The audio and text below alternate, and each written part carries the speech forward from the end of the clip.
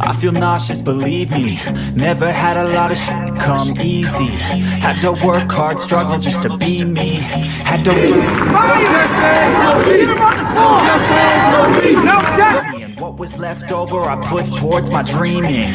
But the only thing in life that has meaning are the things you gotta work for, believe me. Take into your hands or plan your own hands can land your own brand. And damn, I feel like no one takes accountability. They want the credibility, convincingly unwilling to put in the hours it takes to get some power. Don't be f***ing sour, take a cold shower, scream until you're louder, work until you're prouder, and all the doubters, they're just young downers. I swear to God they all let me down. I can tell you that 7 years after Freddie Gray, that was 2015, spring, April, May. This is 2022.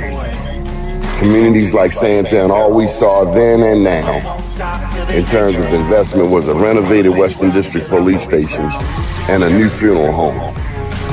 That's what West Baltimore got. A new police station and a new funeral home. What kind of optics are they?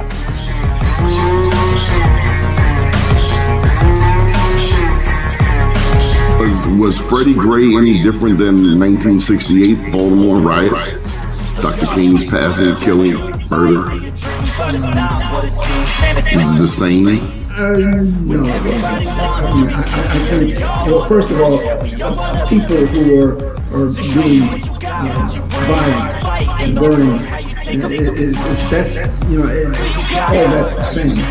But the point is what was the cause and what were they attempting to register? I always fought just to wear the crown. I'm off at these I love you. they deserve it now. It's only worth it if you work for it. I won't stop till they hear me now. I won't stop till I wear the crown. I swear to God they don't let me down. I always fought just to wear the crown. All right, here we go.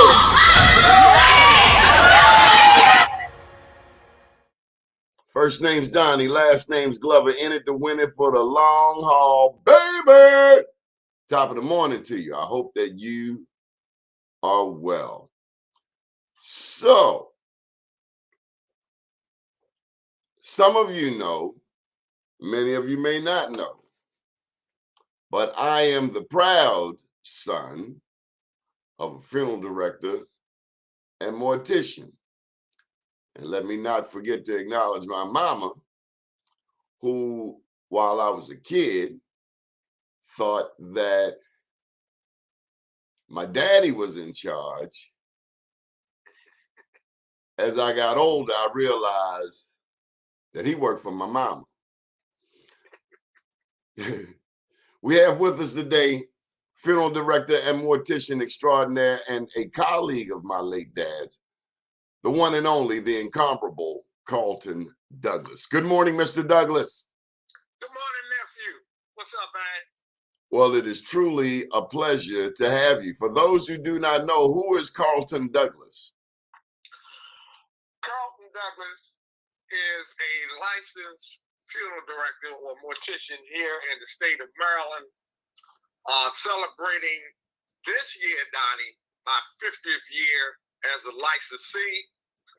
And along with that, as a profession, as a part-time hobby, I am also a black talk show host on 2 different radio stations. Now, you say that's a hobby, because it seems more than a hobby. It seems more like an advocate. Well, you can say that. I sort of look at myself as an advocate or a voice that needs to be heard or would like to be heard, and invite those who may disagree without being disagreeable. You know, Mr. Douglas, one of the things that I got to get to at the top of this agenda is the souls to the polls. Mm-hmm. Now, I know you're a film director. I know I grew up in the industry, but invariably, the funeral directors were always politically astute. Correct. As a matter of fact, it was the funeral directors, I think, who I joined in one of my first visits to Annapolis to understand what you have to go through each year. What do funeral directors have to go through in Annapolis each year, Mr. Douglas? Well, especially in these days and times, there are certain issues and certain bills that come up concerning funeral industry that we must be very aware of. And for many years, we had a lobbyist, a paid lobbyist that represented us. Unfortunately, because of the illness of his wife, he had to resign. And I kind of stepped into his shoes for several years to represent the Funeral Directors and Morticians Association as not their lobbyist, because you have to register to be a lobbyist, but to be their voice heard on certain issues in Annapolis. And it's not just Annapolis. We are regulated not only by the State Board of Maryland, the State Board of Morticians of Maryland. We are also regulated by the Federal Trade Commission, which is a federal entity. And we have to keep up with the guidelines and the laws concerning them. We're going through a series of things right now, which they are asking for our input on within the next 60 days or so. So we should acknowledge the Funeral Directors and Morticians Association of Maryland. Yes, there are two associations here in Maryland. There is the Maryland State Funeral Directors, which is predominantly white, and the Funeral Directors and Morticians Association, which in the year 2024 will be 120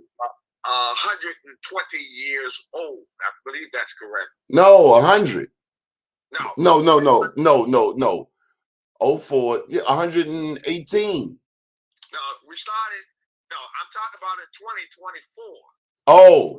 Yeah, in 2024, the Black National Convention will be coming here to Maryland and National Harbor, and they will be celebrating their 100th year. Whoa.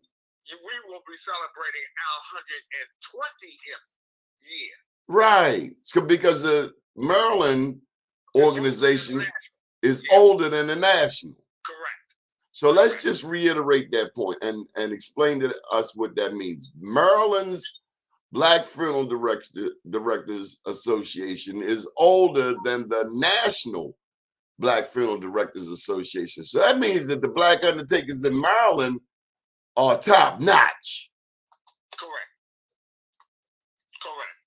We are leaders in the field, and the very reason for that, and the very reason that we have a Funeral Directors and Morticians Association, and the very reason we have a National Funeral Directors and Morticians Association, is because the white association would not allow us to be members.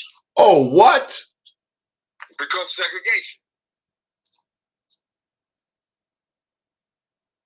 So you started your own. Correct. Now, I want to share a bit of history. Now, you know, I wrote 2 books. My second book is I Am Black Wall Street. And in that book, I referenced Joseph Locke's funeral home, the oldest Black funeral business in Maryland, one of the oldest Black family businesses in America that goes back to 1835. That's correct. In fact, they buried Frederick Douglass. Are you serious? Yes.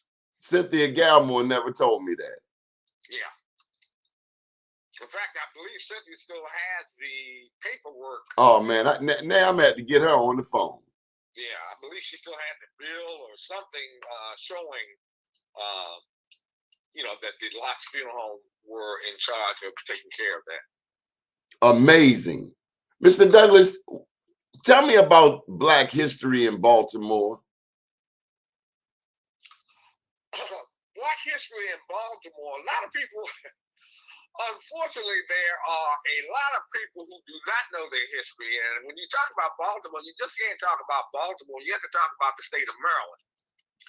A lot of people think that because we were considered the Mason-Dixon line, there was no slavery here, which is not correct. Slavery was here in Maryland, and of course, if it was in Maryland, it was here in Baltimore.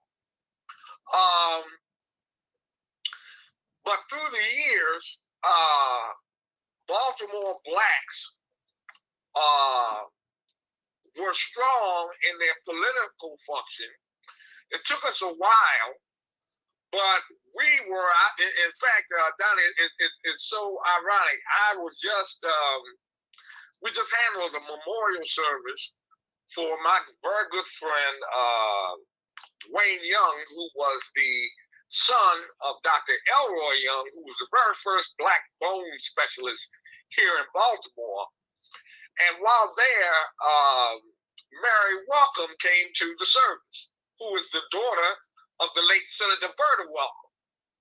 And a lot of people don't realize Berta Welcome was the very first black female senator, not only in Maryland. She was one of two black females. I thought she was the first, but we were corrected on that. There was another lady who had become the very first state senator for her state. I can't remember her name, but anyway, Berta Welcome was number 2 in the nation. A lot of people don't know the name Tom Smith. I know Tom Smith. Tom Smith was the largest black hotelier in the United States. He had a bar down on High Street. He lived in the 6600 block of Ricerstown Road, and long before there was a Little Willie. That's right. Mr. Tom Smith ran the Lucky Numbers. That's right. You're absolutely right. Tom Smith was the political black kingpin of not only Baltimore, you may as well say the state of Maryland, back in the day before anybody even knew who Willie Adams was. Now, pardon my ignorance, how do you know about Tom Smith? Because of my mother.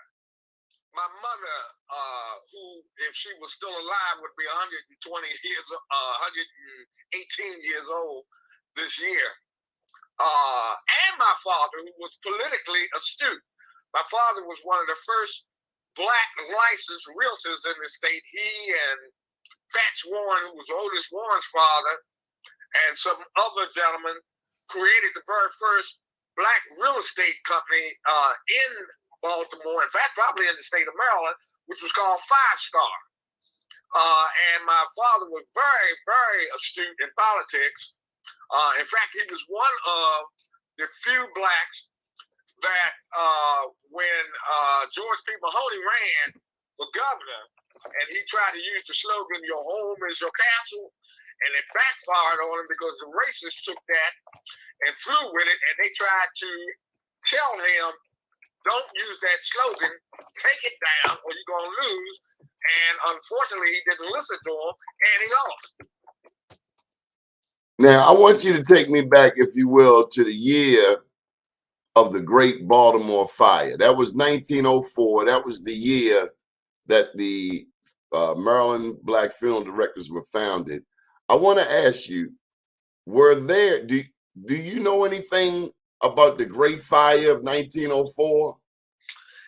Not really, except for the fact that most of downtown Baltimore was destroyed. That's real. That's exactly where I want to go. In that destruction, were there black businesses? As far as being downtown, as far as I know, and I can be corrected, I don't think there were. Okay. Because to this day, there are not many black businesses downtown. But it was not uncommon for blacks to be in business. No, it was not. And in fact, Pennsylvania Avenue was a hub. And you have to look at the fact that back in 1904, segregation was rampant. and either blacks own their own stores, their own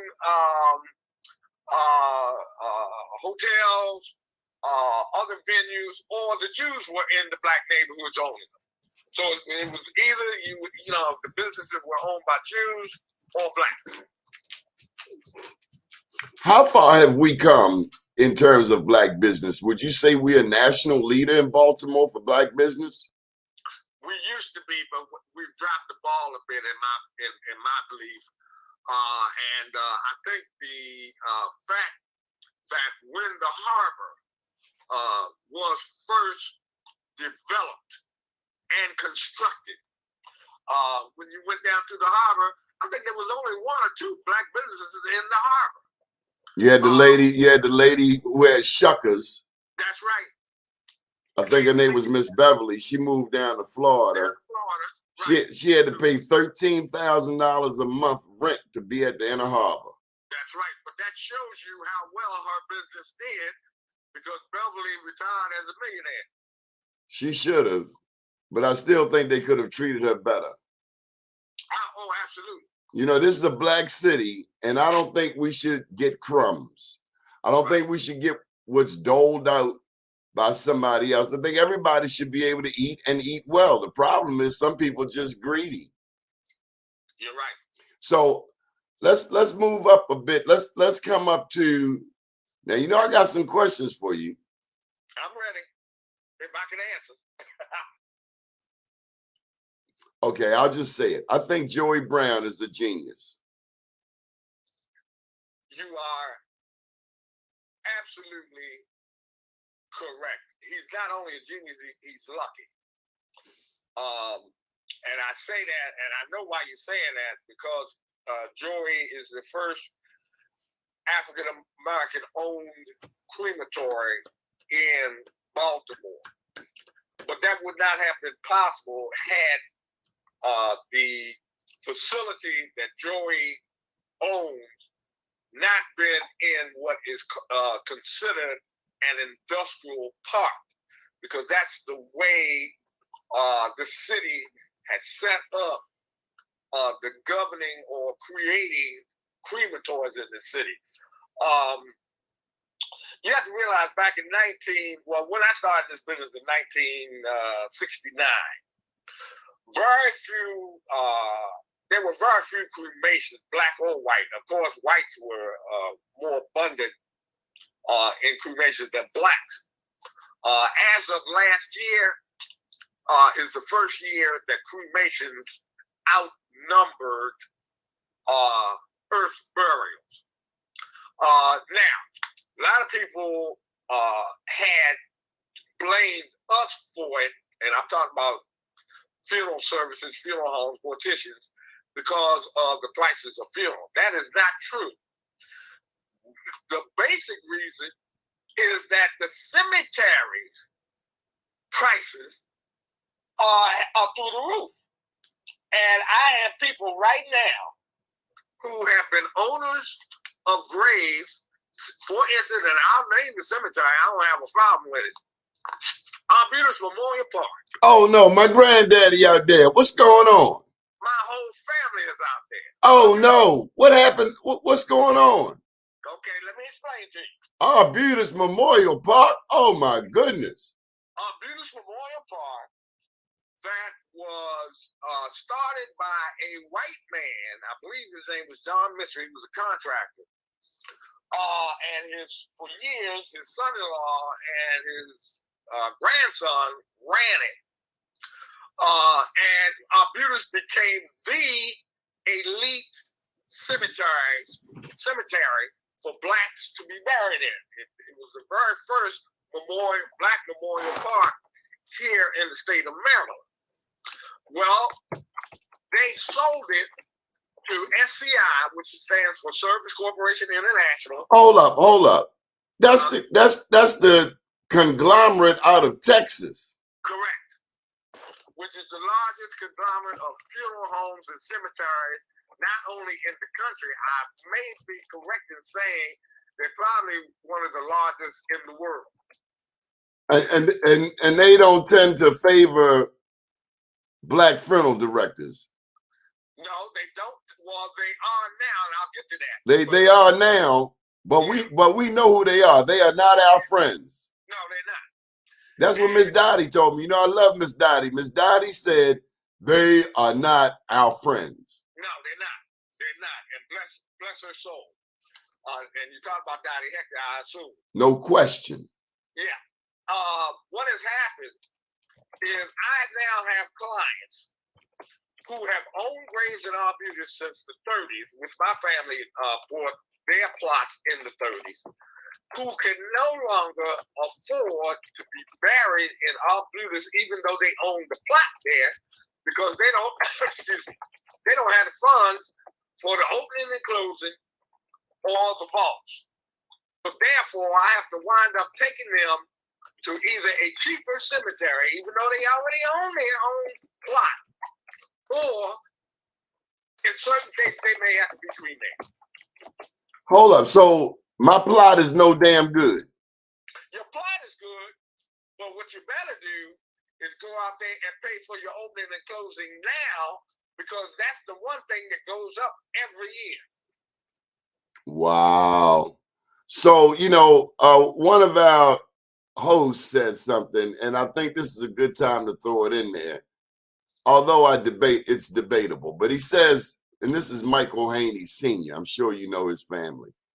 He says, capitalism depends on classism, and the poor people are the profit margin of society as well as Baltimore. Long story short, some people don't have money.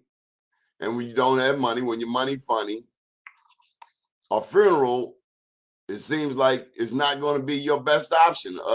Cremation will be, and that's where Joey Brown is important. And Joey had the vision, and it was, and he will tell you there was a lot of contention. You know, he and his sister owned that business along with their mother, and there was a lot of contention between him and his sister on even going that way. And what Joey did was he and his mother took a trip to Germany to look at the crematories over there that are state of the art. I think they went to Germany and several other European countries where cremation is the thing. And he kind of convinced her, and when they came back, they had another meeting. He and his mother agreed that maybe this is something we need to try. Well, then he ran into some obstacles because there had been no funeral homes in the city that were able to build a crematory because of the way the ordinances were set up. But he found a loophole. Excuse me. He found a loophole that he found out that where he was located was considered an industrial park, and he was able to do that. And it took a lot of investment. In fact, I think Joey's got more than $1 million invested in that crematorium there, and he went on to build it. So that's a huge plus. And so I got a question for you. Now this is somewhat controversial what I'm about to ask you. You ready? Mm-hmm. When Mr. William C. March was on the scene, is it true that some black undertakers were jealous of him? Well, I heard they Mr. March would lend out his hearse, but when he needed a little something, people got new on him. No. Let me tell you how Mr. William C. March became big, besides having more economical prices than a lot of the other guys. A lot of the funeral, and I wasn't that era of the William C. March funeral. I'm one of the few that's still around. I remember my daddy was on North Avenue at the time. That's right. But a lot of these funeral directors, when families would come to them and they felt they didn't have the money that they ought to have for them, they would send them to Mr. March. because he was cheaper. And I knew that was eventually going to backfire on them, which it, in a lot of ways, did. There was a time, believe it or not, and at our last state meeting, I told some of the young people that showed up there, at one time, March Funeral Home was burning 75% of the blacks that died in the city of Baltimore, which was unheard of. But there were those of us who weathered the storm, and of course, as they went into constructing new facilities, and which meant that their prices would definitely have to change, and more folk were upgrading their businesses, it changed. And now you don't have one person that's burned 75% of the people. Excuse me. But yeah, no, that's not definitely accurate. Now there were some after that. I heard conversations myself. They wouldn't help Mr. Marge, old people acting all funky. They wanted them to help them, and they wouldn't help them back. Well, I don't necessarily. There were some people that were jealous. Let me put it this way. Yeah, they was. There were some people who were jealous of Mr. March, but there were some who made Mr. March. Well, I am a big fan of Mr. March. I'm going to tell you something right here on BlackUSA.News. When I first met him, I was a young boy. I said, "Daddy, is he a black man?" A lot of people did. He said, "Son, he blacker than you." Those are not the words he used. Let me tell you something. I was the first person that the March family allowed to run their facility when I was 23 years old, when they would go out of town. So that makes you 73. Correct. And when... Wow, man, 50 years. Whoa, you've seen a lot of dead bodies. Yeah. One day I was doing a funeral for him, and a gentleman walked up to me and asked me, say, "Listen, is he one of us or one of them?" I said, "No, he's one of us." He had a heart of gold. I got a scholarship from him. His sister died in a fire. That's right. And what I remember was he just represented excellence. Yeah. They put me in their first calendar. And so I have a lot of love and respect and will never, ever forget Mr. William C. March, Miss Roberta. But I need you to do something for me. Now, we talked about them. I need you to tell me who Katie Williams was. Katie Williams was possibly the very first black woman to be licensed as a mortician, not only in the state of Maryland, but possibly in the United States. If you mention funeral directors in Baltimore and you don't know Katie Williams' name, yes. You don't know your history of mortuary science here in the state of Maryland. Now tell me about the Browns. They got some age on them in terms of legacy, don't they? Joseph Brown Funeral Home right now. Oh, we got Robert Hector just tuned in. Yeah, Joseph Brown Funeral Home right Robert, now. you late. We talked about your mama. Yeah, Joseph H. Brown Funeral Home right now is over 100 years old. In fact, it's the oldest thriving or let's say successful business from that era that's still around. It started out as Isaiah L. Brown and Son. Then it went through a phase of it was Brown and Thompson, and then it went to Joseph H. Brown and Funeral Home. So we got Robert listening, and let me say this. One of the most important things that we could discuss today is legacy. I am in journalism. I love journalism. I love media. Although I was raised in the funeral industry, my father trained me to be a journalist. It was just what came to me. But sometimes the funeral director has no one to pass it on to. And it doesn't just happen in the black community. Matter of fact, my daughter, 21 years old, said a little sly comment the other day. kind of suggesting that I should go, that I should have went into the funeral industry. And I will tell you, Mr. Douglas, I tried it for 5 minutes, and it quickly dawned on me that I would not be doing it for me. I would be doing it for someone else, and I wasn't raised like that. Yeah. Tell me about what happens when there's no one to pass it on to. Well, that's unfortunate that many of us, including myself, was in that same position. Your daughter didn't want to be no undertaker. Well, I have two daughters. One, my youngest, owns her own all-state insurance agency in Atlanta. And my oldest daughter and her husband are very successful and live in New Jersey. And neither one of them have aspirations of going into this business. Now, my youngest daughter had thought about it, but then she moved to Atlanta and has become very successful in what she's doing. And I'm not the only one. There are other funeral homes in this city that have no perpetual, situation going for themselves. And that's why my hat goes off to the March children. My hat goes off to Joey Brown and his sister. My hat goes off to Calvin Scruggs over East Baltimore.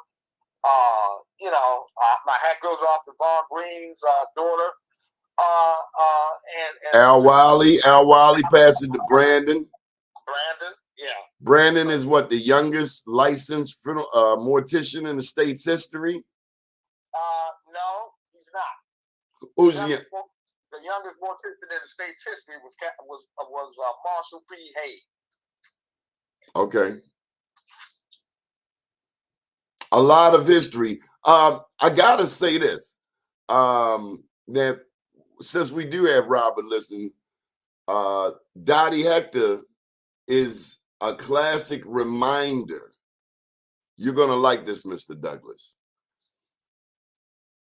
I remember I was playing Little League Baseball. My daddy brought the hearse down to James Mosier. The people down there on Wheel Avenue say, "Sir, you had to move that damn hearse. We know you getting, we know you're here to see your son, but we don't want to see no damn hearse." What I'm getting to is the role of the funeral director in the community. When I think of Dottie Hector, she helps so many people. First of all, the funeral director employs people in the community. The funeral director can't do everything, so he's going to hire somebody to do the cleaning. You're going to hire somebody to wash the cars. Of course, you need people to drive the cars. You need somebody to sit at the desk. Sometimes the rent, the salary might come down if you give them like an apartment above the funeral home. Tell me about the reputation of the Black funeral director in the community. Glad you asked that question, because we got to go to civil rights. It was the Black funeral directors, the Black number writers, the Black church. There were some affluent, rich Jews, and other Blacks that owned other businesses, along with celebrities that benefacted the civil rights era. When H. Rap Brown was in Cambridge, they brought him out in a casket, my daddy said. That's right. Was a gentleman. In fact, I went to his funeral when he passed away to honor him. And his name was Mr. Sinclair. Because they were trying to kill H. Rap Brown down there. They were trying to find him and kill him. And Mr. Sinclair put him in a casket, put him in the back of the hearse, and drove him out of town because Mr. Sinclair was so revered. Wasn't nobody gonna stop him to search the earth to see if H. Rap Brown was in there. H. Rap Brown, aka Jamil Alameen, down in Atlanta, is in a federal prison.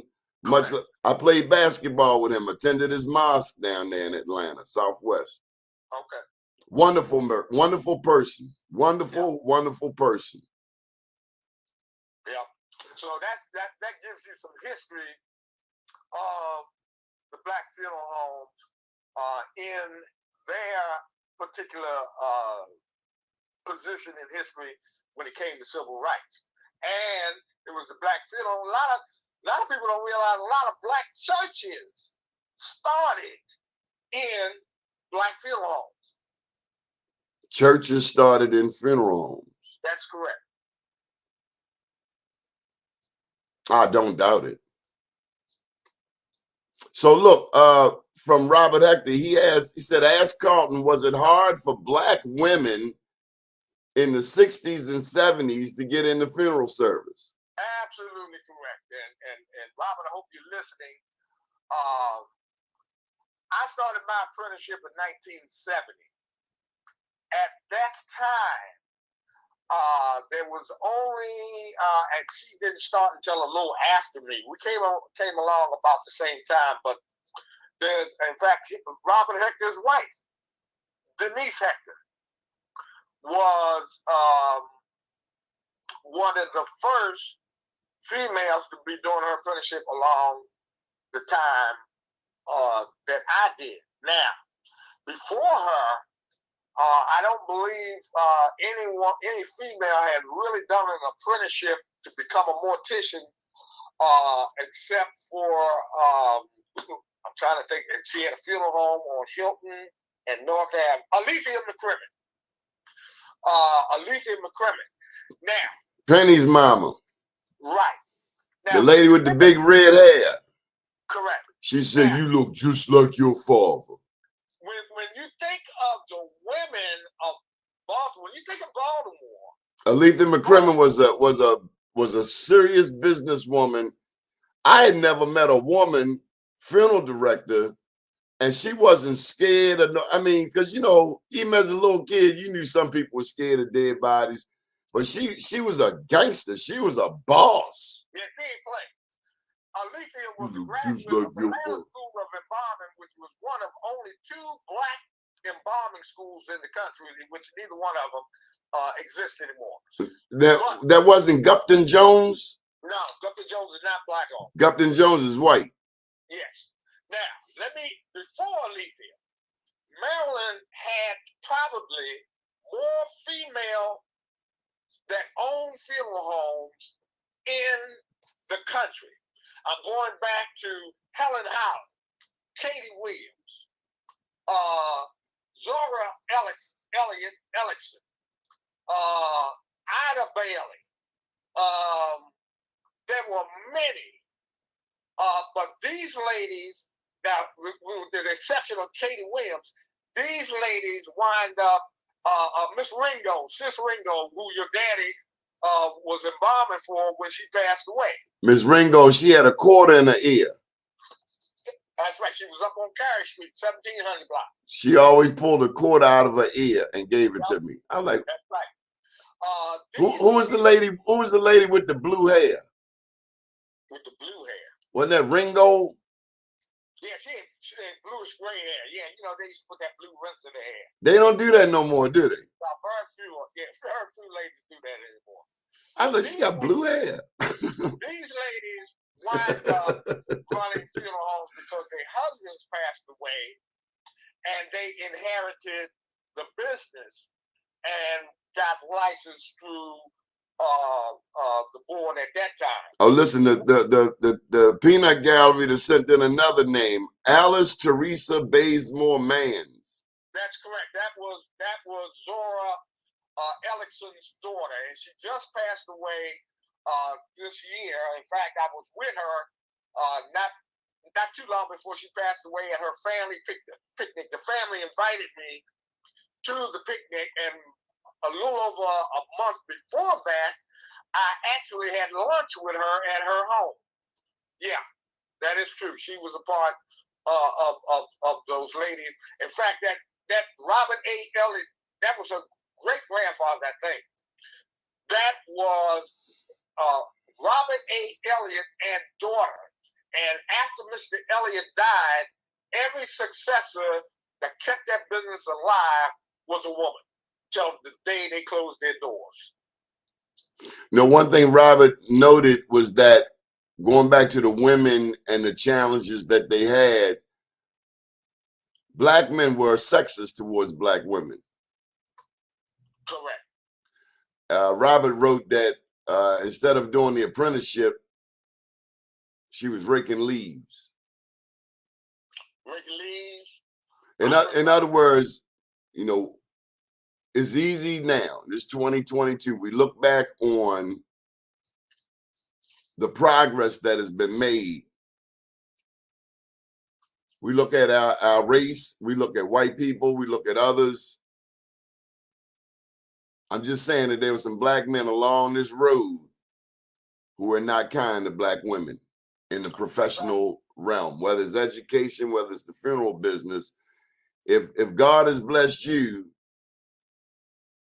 then you should be a blessing to somebody else. If you're only going to help a woman because of what she got between her legs, then you're a sucker. Correct. Okay, here's some more comments. Another plug for Marshall Jones Funeral Home. Alice Teresa Bazemore Mans. Miss Mans was the longest serving woman directress in Baltimore. That's probably correct. Mike Haney just wants to be right about something. Okay, so this is what I want to ask you about. I want you to tell me about Samuel T. Red. Now, when we left East North Avenue, 712, 714 East North Avenue, and we finally moved to West Baltimore, and I lived in a real house.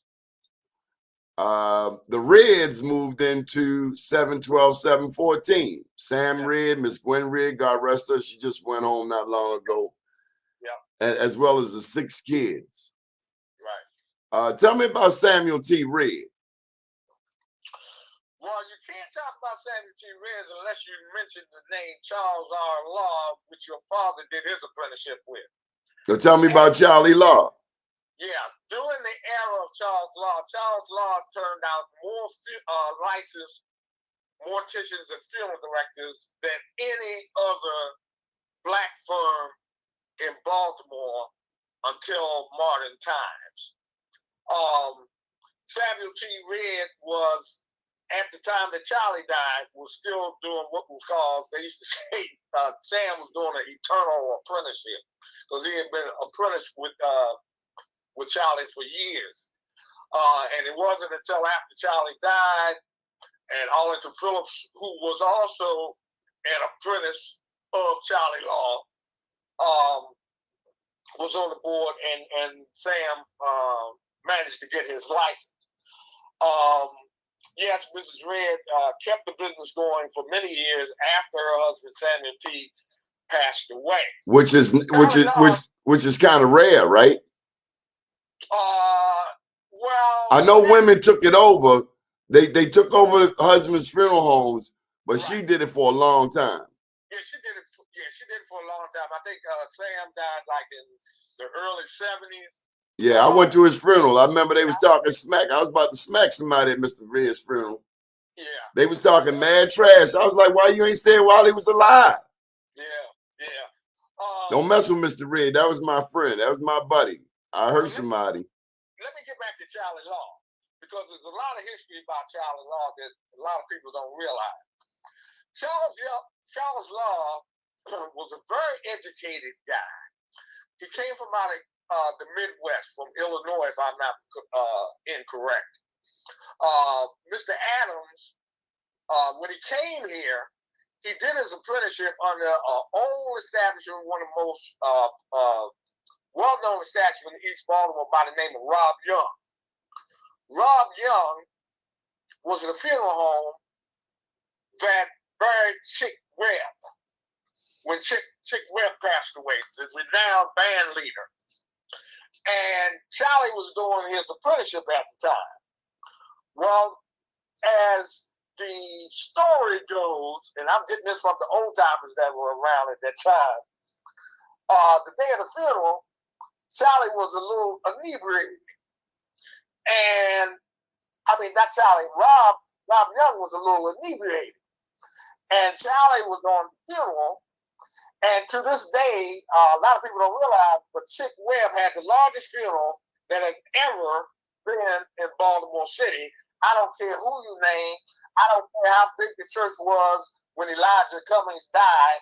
There were over 25,000 people outside of Walter AME Church on Astor Street that couldn't get in, were up on trees, on roofs, on everything they could be at to say farewell to Chick Webb. And Charlie Law winded up directing the funeral because Mr. Young was a little out of it. And Mr.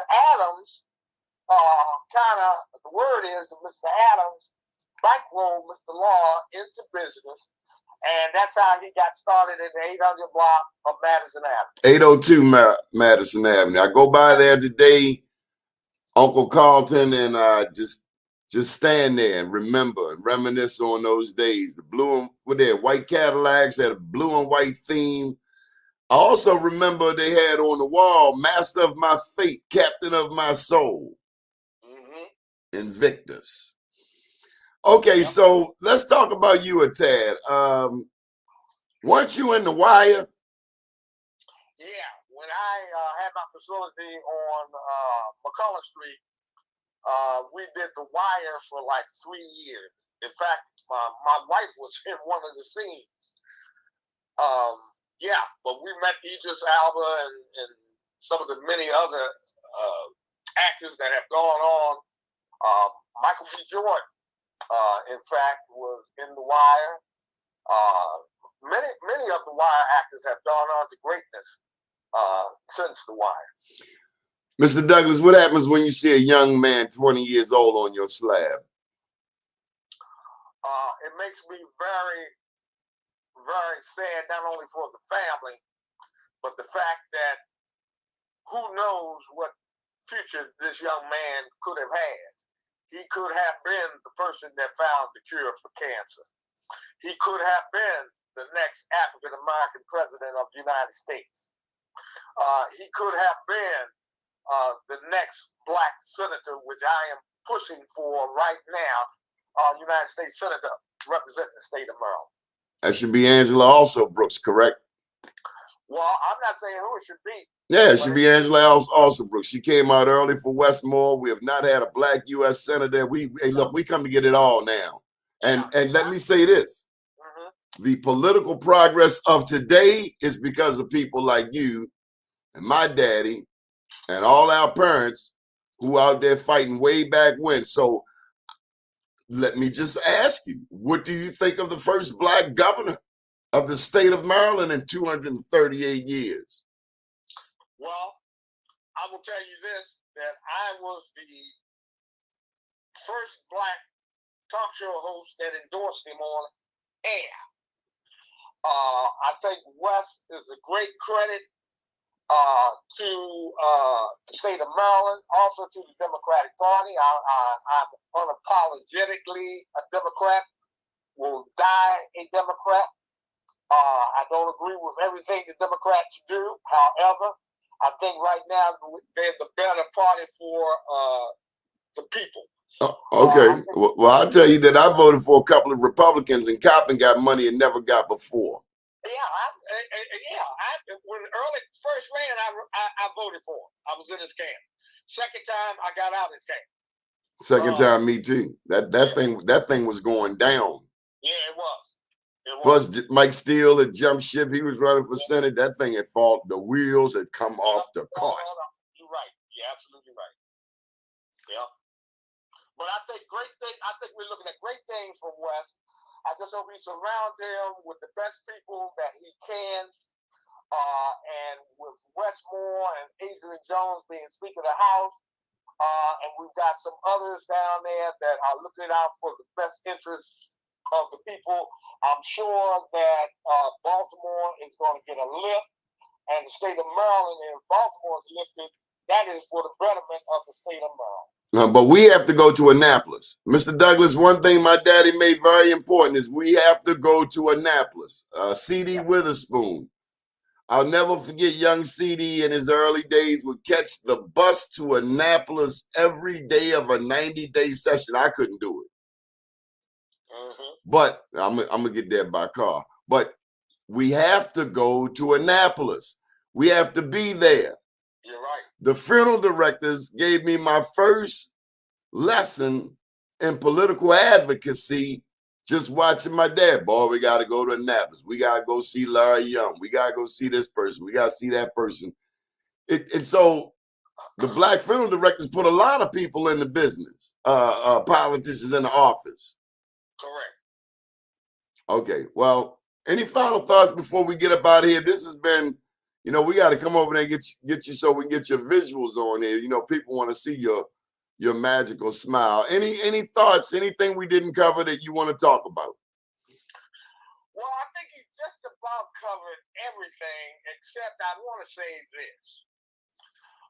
When you talk about SCI earlier, when we talked about SCI, the conglomerates that right. build these cemeteries, they tell you you don't need Carlton Douglas, you don't need William March, you don't need Joseph Brown, you don't need Donald Glover.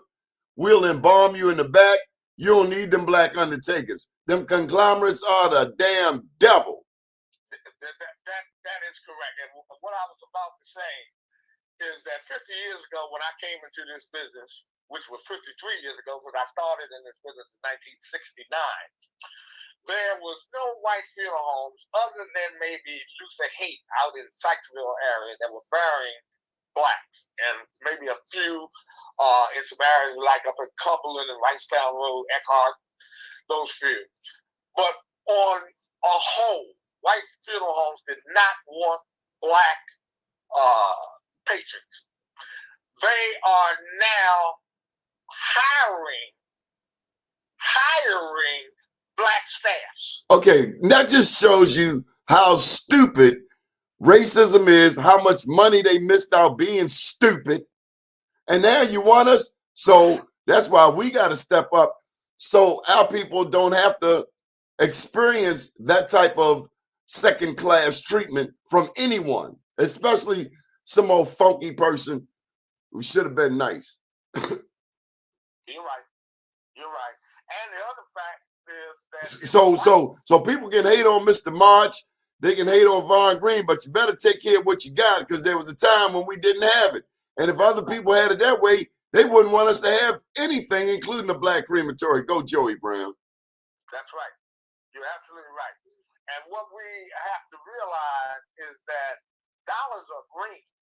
And that's what the Caucasian funeral directors are now looking at. They ain't looking at the fact, because it's too late. They done showed us who they are. We know how they treated our people. Y'all told me stories down on the Eastern Shore where they treated our people so badly that the cemeteries, the caskets was just floating down the streets.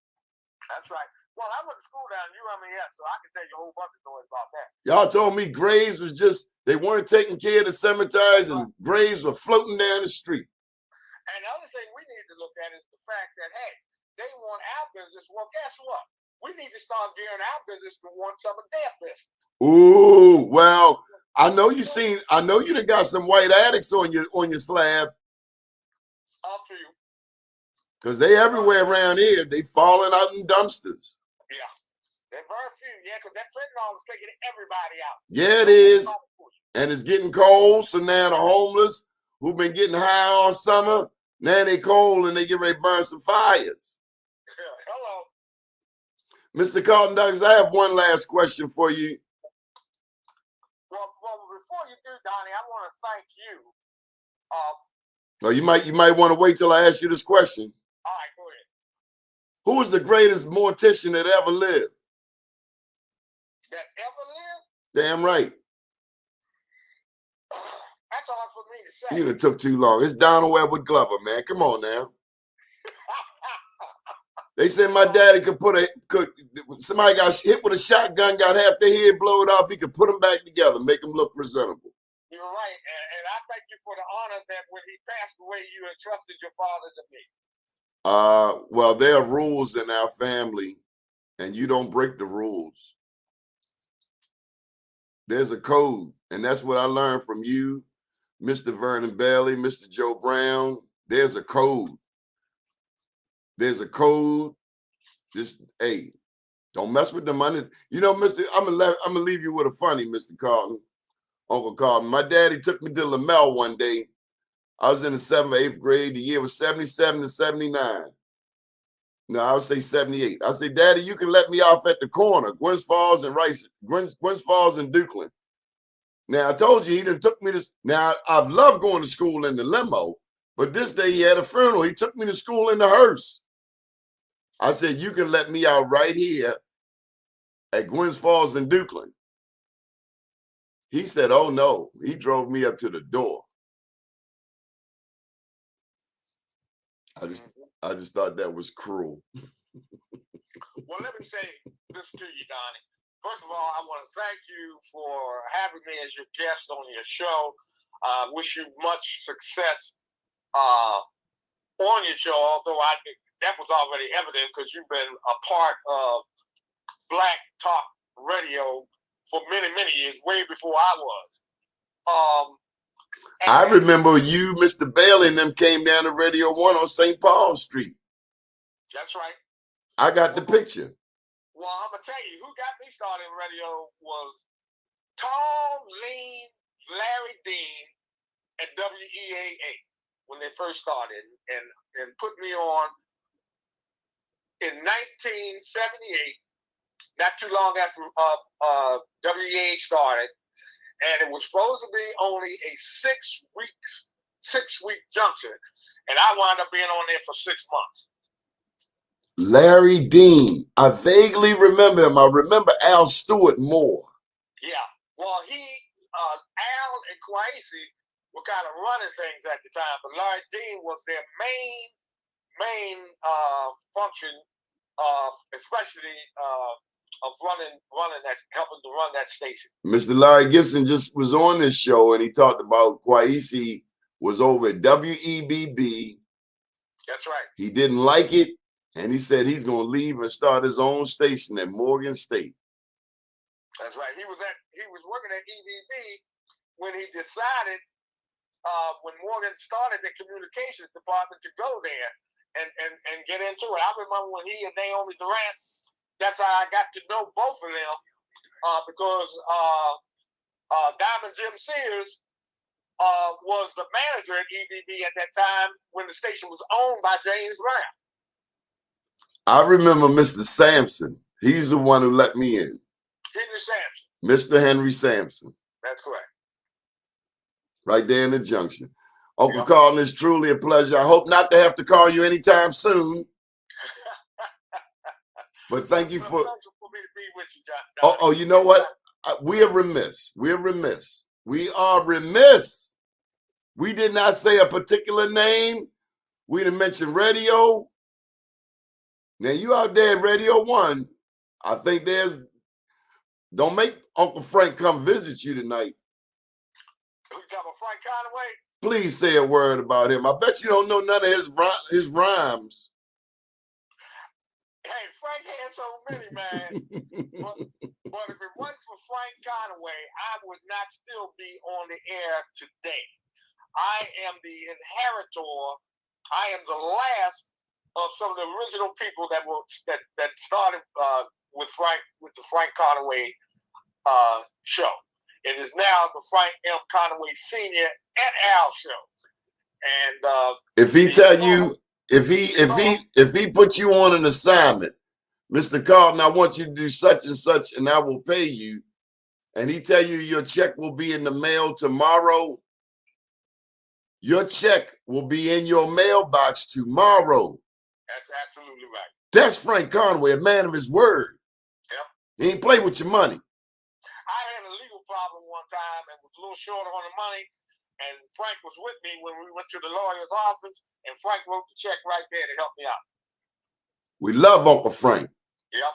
He blessed a lot of people, opened a lot of doors. Yes, he did. Uncle Carlton, thank you so much for joining us. We're going to get out of here. We pray that we bless somebody out there. Thank you for who you are to me, and bless your wife. Thank you, Donnie. And hang in there, man. You're doing a fantastic work. Bless your heart. My name's Donnie Glover. Good morning, world.